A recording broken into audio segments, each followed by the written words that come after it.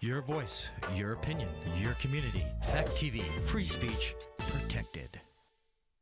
The following is independently produced programming. The views and opinions expressed are those of the producers and do not reflect the views and opinions of Falls Area Community Television, our staff, or board of directors.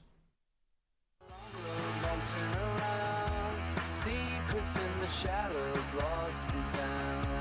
Truth in every echo, loud and clear. Keep on with the long road, no more fear. In the halls of power, whispers grow. Every secret cut beneath the undertone. Honest stories hidden in the dust. On this long road, in the truth we trust. Hello, welcome to The Long Road. I'm your host, Chris Roberts. Today we're going to do a little different perspective for this show. Have you noticed it seems that we're getting more and more experts today? And whether it's politicians and business, news media, where are all these experts coming from? Who decides if they're experts? Well, one of the things I've noticed about a lot of experts is they feel they can't do anything wrong. They shut them down to outside information, anything that could possibly put a dent in their armor of expertise. And so, in another part, experts like to convince us that we're really incapable of being successful on our own, that we need them. We need them. They want us to give our time and money to them to make us better people. And who are they to decide if we become better people? Do we become better people by their moral and ethical standard? Or do we remain where we are because we have a standard that we want to keep? And so, and one of the other things that I seem to notice, that all the people, the vast majority of the people that want to give us advice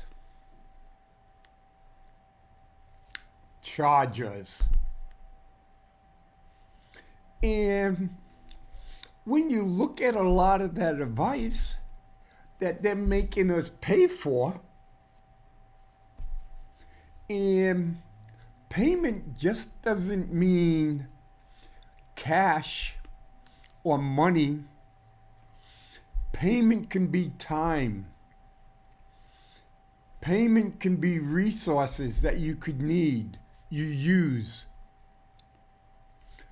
Or payment can be something as simple of denial of adequate services. And who really pays the price? An awful lot of people pay the price who never achieve their potential, not out of laziness, not out of stupidity, but because a lot of these so-called experts, like I said earlier, feel that they're better than us, and we have to give our limited resources to them to understand the magic secret. Well, a lot of the advice that we pay for is bad advice. And a lot of times, no advice is better than the bad advice they give us. I've been on the school board for 21 years. I don't know if that's good or bad. I've been to a couple of college graduations. And the phrase that irritates me because it's so disingenuous in a lot of the schools and a lot of the colleges, no, they did not give the children and the students the proper education to do what their parting words are. The famous advice that is said by educators and commencement speakers: you can be anything you want to be as long as you work hard enough. Wait a minute. As a parent, I have 3 daughters. I have 9 grandkids. And I know they can't be anything they want as long as they work hard enough. That is lying to our children. That is setting up our children to fail. And not only is that, it's not the educator's fault. We're telling the children it is their fault because they didn't work hard enough. They would have been successful if they had only worked hard enough. No. There's an awful lot of people that have worked really, really hard their whole life trying to do better for their family. And what did they get in return? Broken bodies, broken dreams, and a frustration that they were failures. No. If a mother or father works 2 or 3 jobs to do what's better for their children, to give their children a better opportunity, that may not have been what their dream was when they were growing up as a child. But you know what?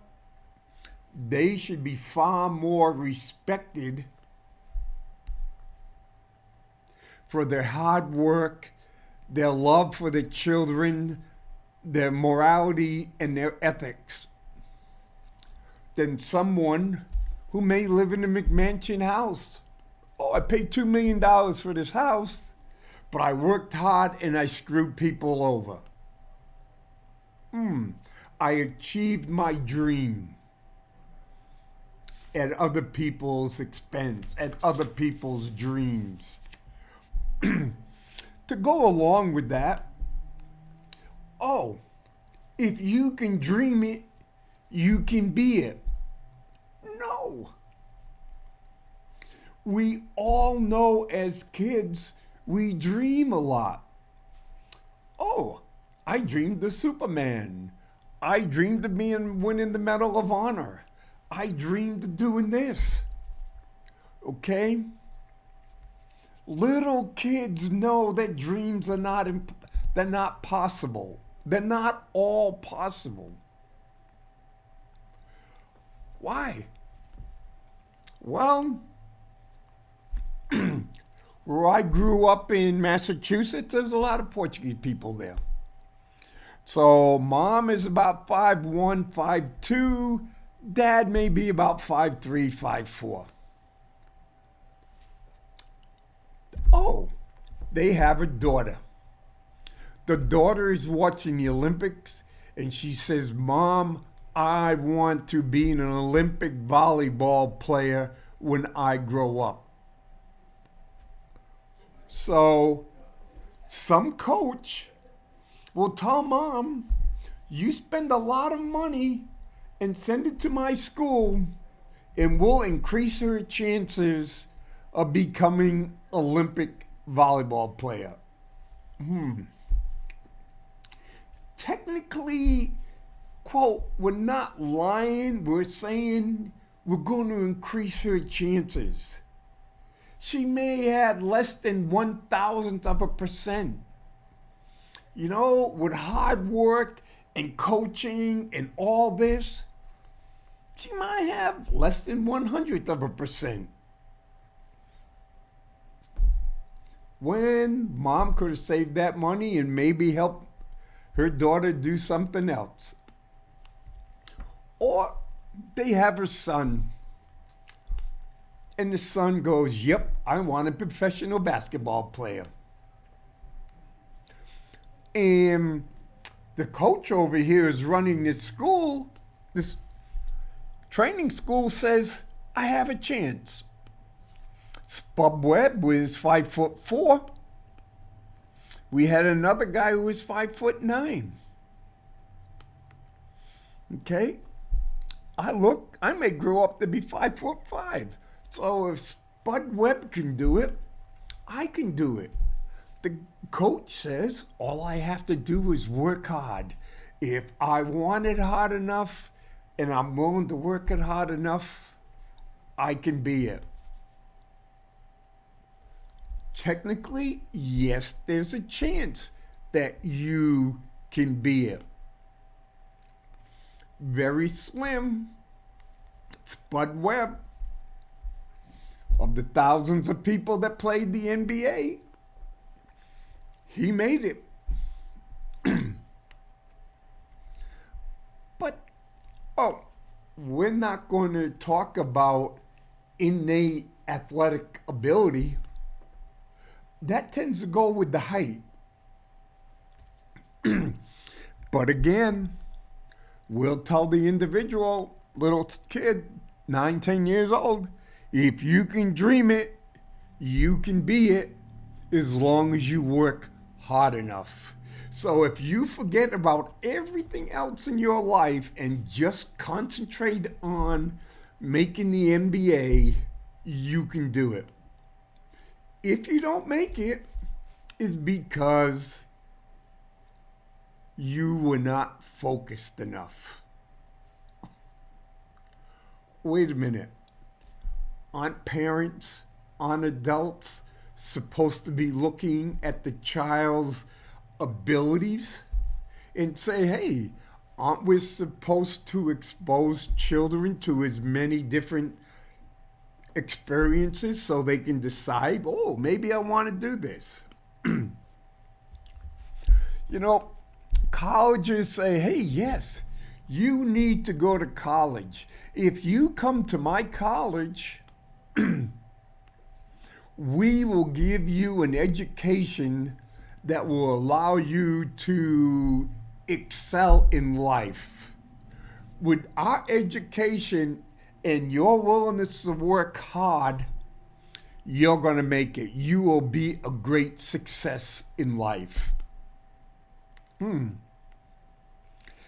Well, I'm not going to tell you about numbers that, 54% of the individuals that enroll in our school will graduate within 6 years. What? So if school costs $40,000 a year, 4 years is $160,000. You do an extra year, $200,000. You do 2 extra years, $240,000. So, and then the college sets up its class schedule, so it's almost impossible for you to make it in 4 years. So most people have to do at least 5. And so after 6 years and maybe an extra $80,000, you now have graduated out of college. We're not counting about the 20 to 25% that may not make it through the first year. They're left in debt. You're left in debt. Now just think. Now you graduated 6 years. You $80,000 extra in debt. And the person that graduated in 4 years because parents may send them to top-notch schools or they lived in top-notch school areas. Oh, they graduated at 22 and got the job that you were thinking of getting when you were 22. So now you're 24, you're applying for this job. Oh, wait a minute, this person already has 2 years of experience on you and doesn't have that extra $80,000 in debt. They can work hard, and they may have a life, and they may be able to do things to create the life they want. They may be, if they work a little bit extra, they'll put money aside to buy a house. Nope. You may have to get a second job just to be able to keep up with your student loan payments. You may never even get the opportunity to put a few bucks a paycheck in a savings account. High schools around the country. Hey, you don't want to go be an electrician, a lineman, a plumber. Those are really low status jobs. You want to go to college. You know what? Why are they saying you want to go to college? Well, when those numbers come out and they're ranking, they can say, wow, 90% of our kids go on to college. But we don't track them how many don't make it. But when the numbers were dropping, we'll go and say, oh, look at the people that went on to the military. We'll count them too as college grads. So, who benefits when the people you're told to go to college, you're told to come to my college? Yes, you can get benefits from that. But the question is, do you really have to go to that college? Or do you have to do this? But people's advice, again, this advice from whether it's from the high school or whether it's from the college,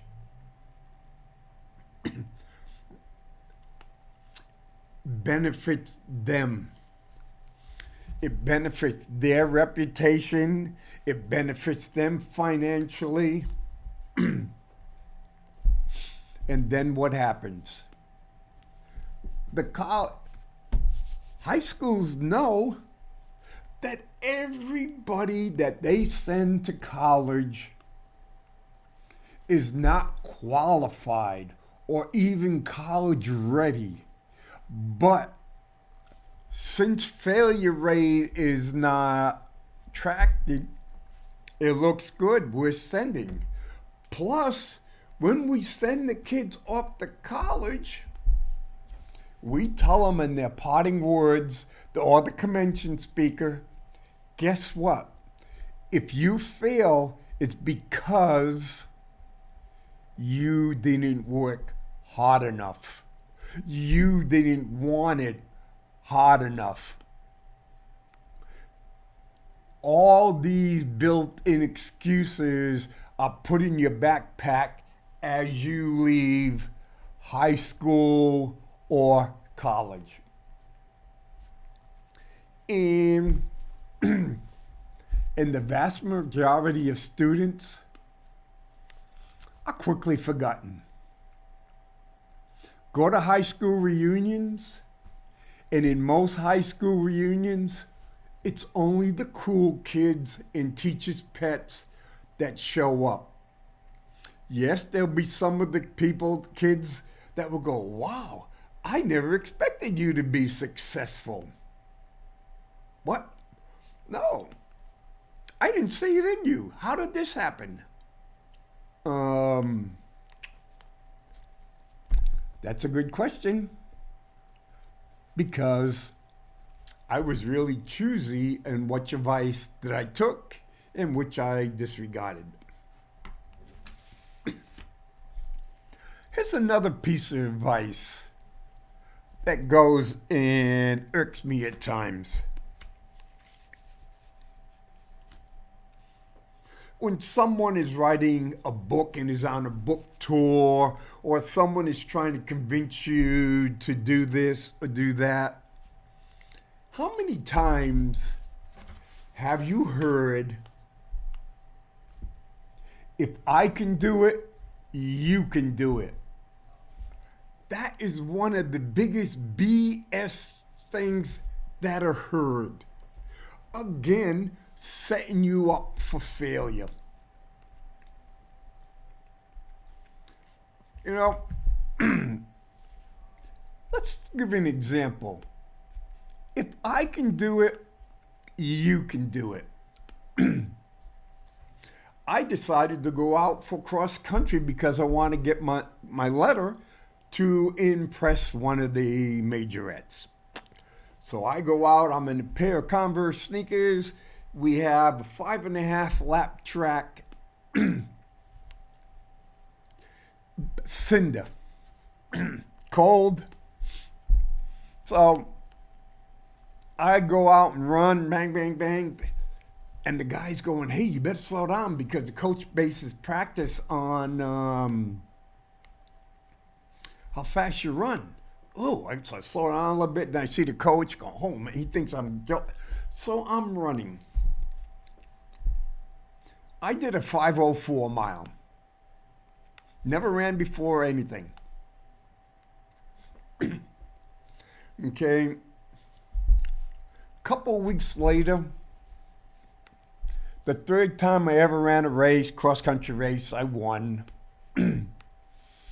And after the cross-country season, coach wanted me to run a 20-mile race.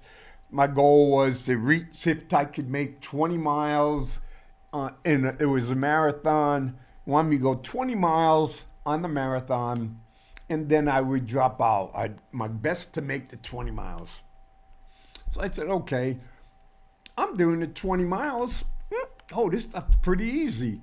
And I keep running, and I finish in 6th place. I ran at 2:39. Limited training, all this other kind of stuff. My first big race and all that kind of stuff.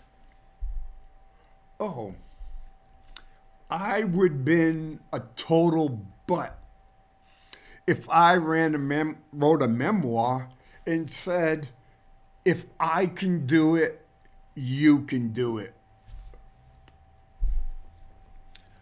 Well, that is wrong. That is totally wrong. Because very few people have my genetic makeup. Oh, my heart is a little bit, it's about 114%, okay? My lungs capacity is big, and I had the right fast switch, slow twitch muscle fibers, okay? That's just like Secretariat. Secretariat's heart was bigger, his lungs were bigger than mostly all his competitors. So just think, I'm running, and for the average person out there, my body's pumping 14% greater blood volume in the same time they're doing 100. And guess what? That gives me 14% extra oxygen to turn into energy. And that also means I have 14% greater blood flow to take out the lactic acid. I was blessed with the right genes to do that.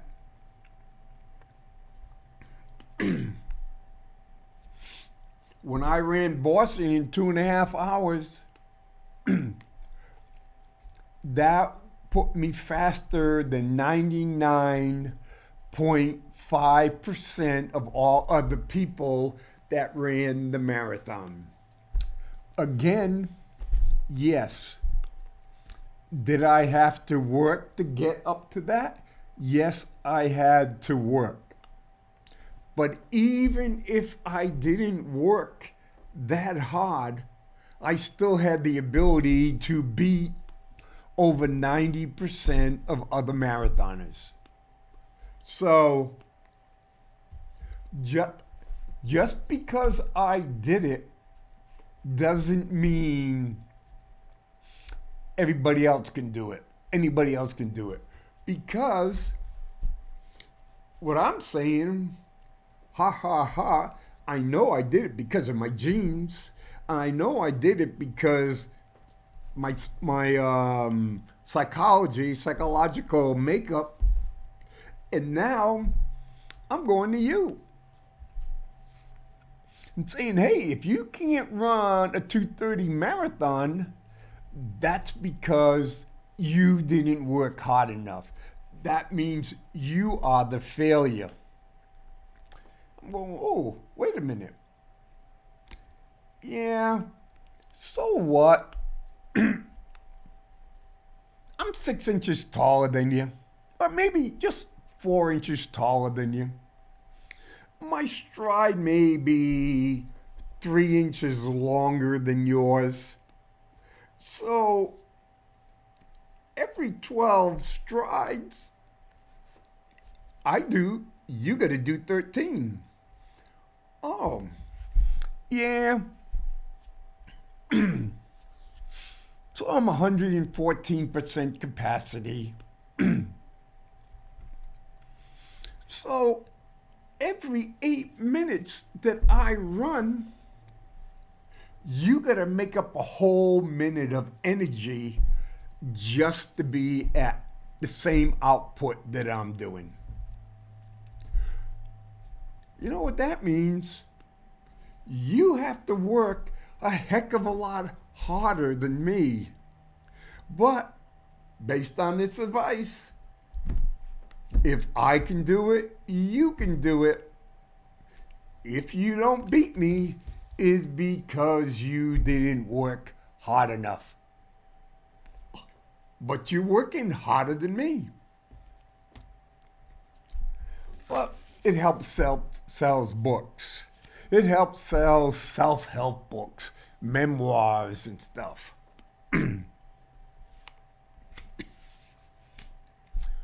Or the other one that goes, you know what? Do not question authority.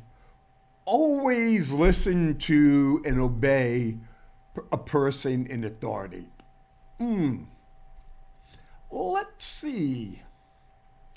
There's a lot of politicians who are in authority that I wouldn't trust with a quarter. Okay? Let's see what's happened over the last 20 years. We have religious people who have been molesting children, religious people of all faiths. We've had teachers, both men and female, molesting people. We've had politicians doing the same thing. We've had people taking advantage of their positions. We've had church members and members of nonprofits embezzling. Okay, we've had prison guards and stuff. We've had military officers finding ways to get kickbacks. The old big one in the Philippines and all those.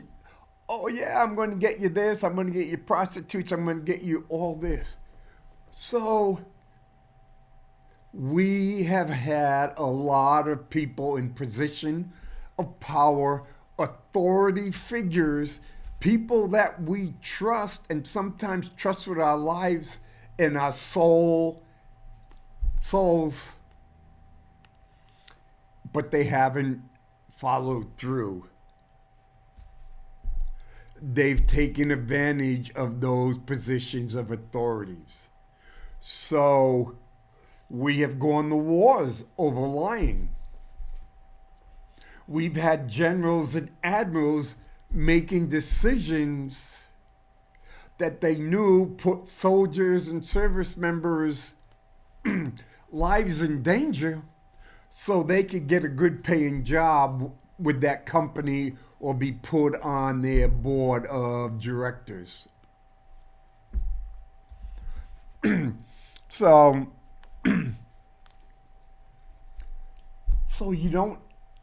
you should never question authority blindly.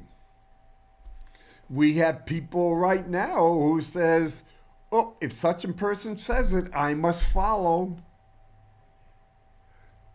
There's people that will sell their soul, the soul of their children, the soul of their grandmother, just for power, just for authority.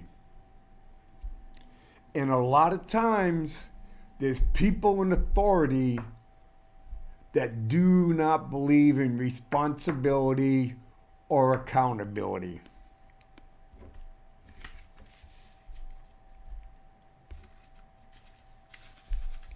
Or like one individual says, take advice, but not orders.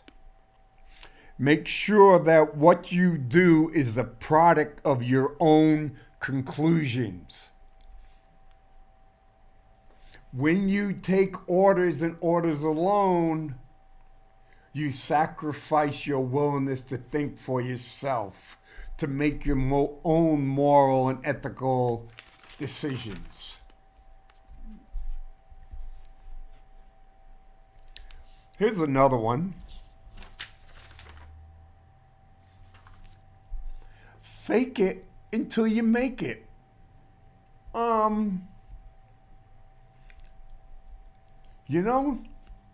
lot of people have been hurt by people who say, who believe in, who follow the advice of fake it till you make it. Because all of a sudden, sometimes while you're faking it, you're faced with a critical condition that you have no idea how to handle. So you're so afraid of asking questions, you make a judgment call, but you don't have the knowledge to make the correct judgment. And even if no one gets hurt, everybody now knows you were a fake, and the chances of you ever recovering is very slim. Never give up. That's kind of like a joke. The guy's driving down this road. It goes from pavement, then it goes to gravel, then it goes to dirt. And his wife and his children saying, hey dear, hey husband, dad, we need to turn around. We need to turn around. And dad keeps saying, I'm no quitter. I was taught never to quit. Plus, I have my GPS. Dad, GPSs don't work everywhere. I'm not quitting. I'm not quitting. We're going straight ahead because I know we're going to get where we're going to get. Now it's dark. You can't see much. Oh, you went over the cliff. But I never gave up. I never turned around. Part of maturity means, you know what? It's time to turn around. It's time to stop wasting resources, time, and energy on something that's not panning out. It's just like, I know my father-in-law. He had Rite Aid stock, and Rite Aid went bankrupt. And then they came back, and he goes, oh yeah, look at Rite Aid. This stocks are really low. This stock is really low. I'm going to keep buying more. I go, hey Gus, why? The guy in CNBC says it's going up, going up. Keep buying more, keep buying more. Oh, why, Gus? The guy keeps saying it, but he's an expert. Got a question. How much skin in the game does that expert have? Like, for example, Donald Trump goes and says today, whenever I have good news, the stock market goes up. Now think of that.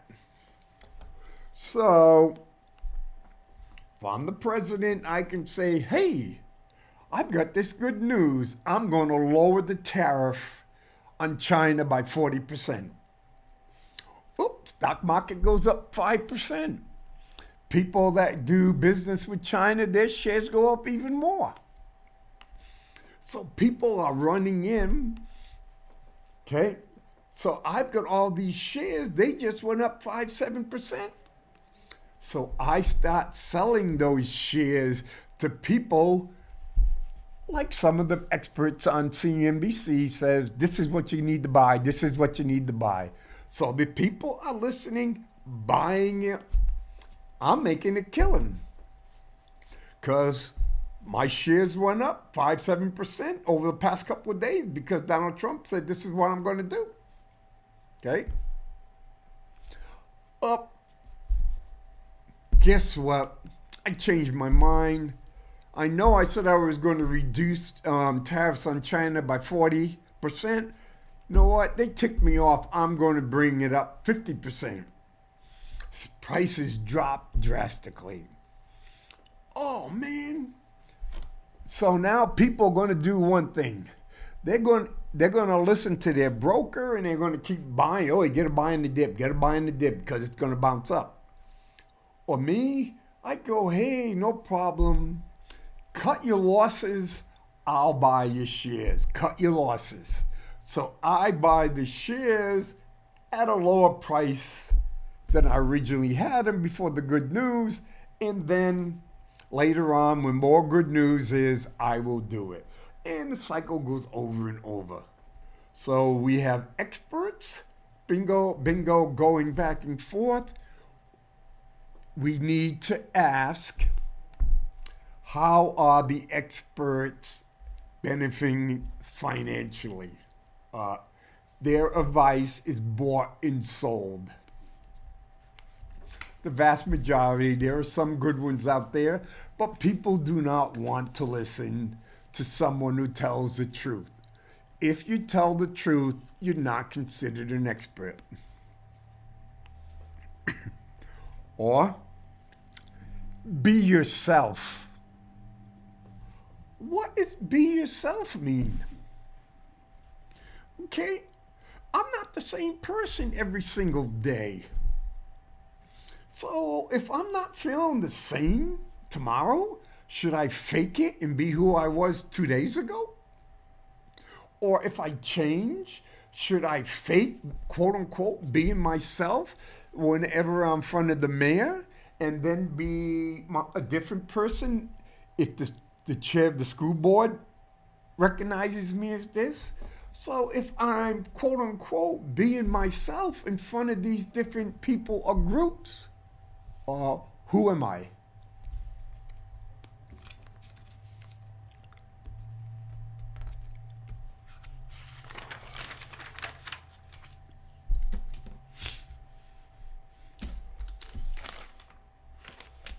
The biggest one.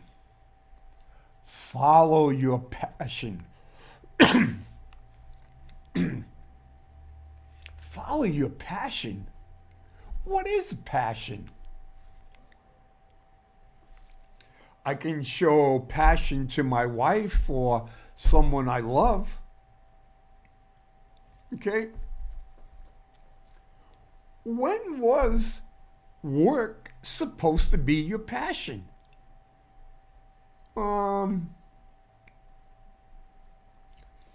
Follow your passion and you'll never be poor. Follow your passion and you'll have happiness. Follow your passion and you will be rewarded. I know there's not a lot of snow outside, but I'd be having to have to wear water-weighted boots if I was to believe this. I know an individual. She followed her passion. She wanted to work in a museum. That was her passion. And of course, when she wanted that, the college that she went to had no problem at all to keep convincing her to follow her passion. Couple other ones. One was really short, wasn't even 5 feet tall, about 4'7", 4'8". Wanted to be a Rockefeller dancer. Oh, the school of performing arts that she went to says, yes, follow your passion, follow your passion. Another one, gender studies, follow your passion, follow your passion. In all three of those cases, the college made a lot of money convincing those three young ladies to follow their passion at their school. Well, the one that wanted to be a rockette, who was paying over $20,000 a year in loans, they didn't bother telling her, if you're not 5'7", you can't even try out to be a rockette. The one who was paying about $50,000 a year to work in a museum was never told there were so few museum curated jobs that her chances of getting one without knowing somebody was pretty slim. Nor did they tell them that a lot of people that work in the museums do it for free. A lot of them are women who went to exclusive elite colleges, and as they got older, their kids grew up and went out. They donated a lot of their time in the museums. No different than the Roosevelt wives and all these wives from the grand periods of time. They were expected to do that. They went to good colleges, found a good husband that would give them a steady life. Then they used their education to educate their kids. And then as they get older, they were expected to join women's clubs and be on different boards and everything to contribute to society. Gender studies. Not too many gender study jobs in the country. Okay, a lot of girls who went into gender studies or went into black studies or race studies I'm working as adjunct faculty, maybe $4,000 or $5,000 a course, because not too many tendered positions in those areas. I think it was about 10 years ago, I think it was Time Magazine had an article. It was something like 35,000 people who had doctorate's degrees, PhDs, that were living on food stamps and welfare, or just barely making it because they couldn't get a full-time job and they had a lot of debt. All you have to do is listen to Dave Ramsey, how he tears into people who have master's or doctorate's degrees and have a lot of debt and no savings. And he would say, who the hell were you listening to? So, you know, traveling the world 6 months out of the year could be your passion. But it's not going to put food on the table. It's not going to buy you a house. It's not going to keep you out of debt. So you may enjoy what you're doing, but you realize you're going to have to pay a heavy price in the loss of a lot of things that you could have made if you worked. You know, hey, for example, I'm working. I'm 71 years old, and there's days I just don't want to go to work. I say, oh man, this sucks. But just think, a couple years ago, I took my wife and granddaughter to Japan to go to my grandson's wedding. Last year, I had my family. We were down in Gatlinburg having Thanksgiving and went to Dollywood. I went out to North Dakota after my great-granddaughter was born. I bought some tickets for my grandson and his family to come back to Keene for 2 weeks. Okay? If I have a passion, my passion is being with my family. Work always takes me away from my family. But work gives me the opportunity to do what I'm passionate about, spending time with my family, spending time with my children, my grandchildren, and now my great-grandchildren. So,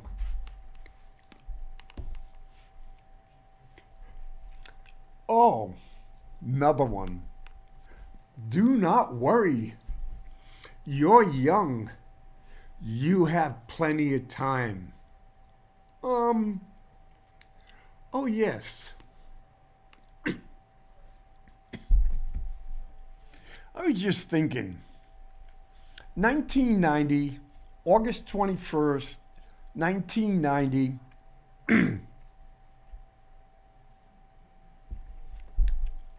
it was my 13th wedding anniversary.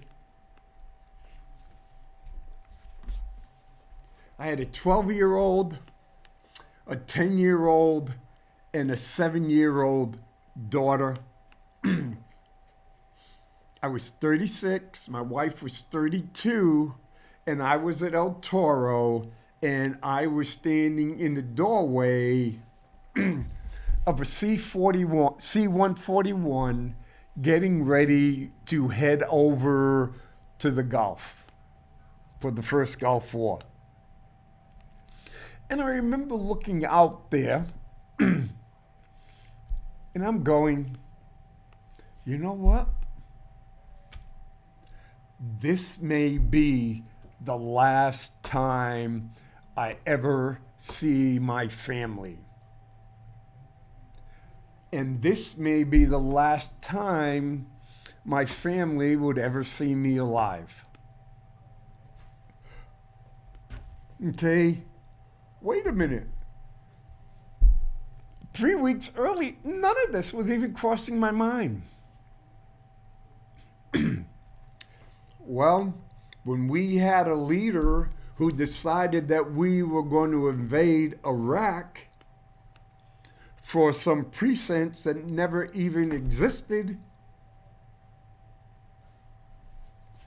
over 6,000 men and women, many of them under the age of 25, some as 19, 20, 21, were given really bad advice.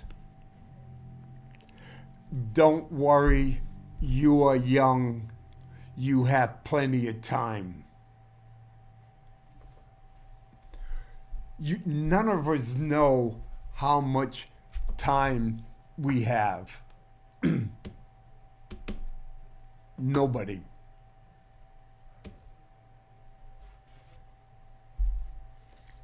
I never expected to have cancer at 42 or have to have a pacemaker put in or have meningitis or some strokes. I've been lucky. I've been able to continue on after those. But I was told 20% of the people that get their meningitis like I had don't live. Like, holy crap. Look at all the young people who get meningitis much younger, in their teens or early 20s. Be young. You got plenty of time. No one knows how much time we have. You need to value your time. Never let anybody devalue your time or tell you, don't even think about it. Like I said earlier, believe it and you can do it. Or how do they say it? Believe you can do it and you will. No. Doesn't make it. Do whatever makes you happy. I know people who like to use drugs because it said it made them happy. Or I like to drink alcohol, binge alcohol because it made me happy. Of course, on the downside, it was really down. My friend once told me smoking made him happy. That's why all his attempts to quit failed. Well, if it's making me happy, I can't quit smoking because it's making me happy. Well, dying of lung cancer is a side effect of something making you happy. Oh, me racing down the highway at 110 miles an hour really gets me excited and making me happy. Oh, maybe until I get pulled over and I get the speeding ticket, go to jail, lose my license, or drinking makes me happy until I get DUI and I go and kill somebody, or I kill my family because I was driving drunk. Okay, do what is happy, makes you happy, is not the best thing. You got to be a judge, because some of the things that make you happy are the most dangerous things.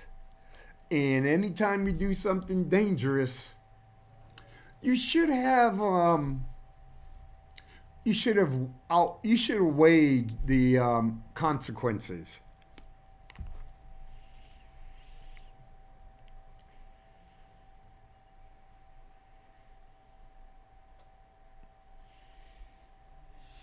Then here's one. YOLO. You only live once.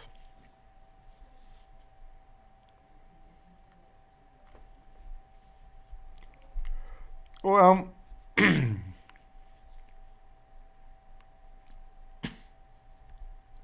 wait a minute. You only live once. So because you only live once, you're allowed to do really, really stupid things because you don't want to grow old and say, man, I wish I had did that. Maybe the reason you're sitting here reflecting back on something, quote unquote, you wish you did when you were younger, is probably the reason why you're here. The fact that you didn't do it is why you're here. Yes. Yeah, I bought those $700 Michael Jordan sneakers, and I paid $3,500 to sit on the front row of a Celtics basketball game. Then I paid another $500 for that nice embroidered leather jacket. So for 48 minutes of basketball, I spent $5,000. Yeah, but I still remember that. That happened 30 years ago. But if I had put that $5,000 in the bank 30 years ago, it might be 30, 35, $40,000 right now. But you only live once.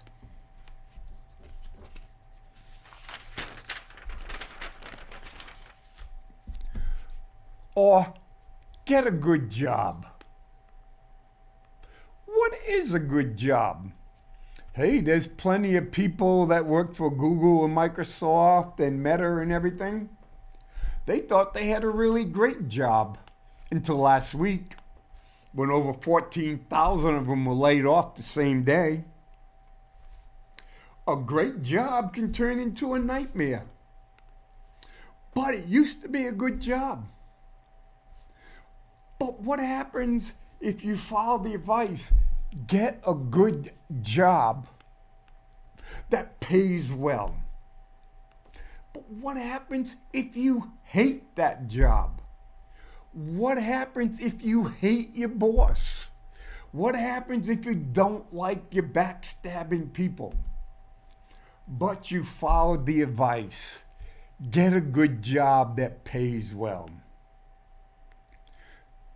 You can hear advice, but you got to make your own decisions.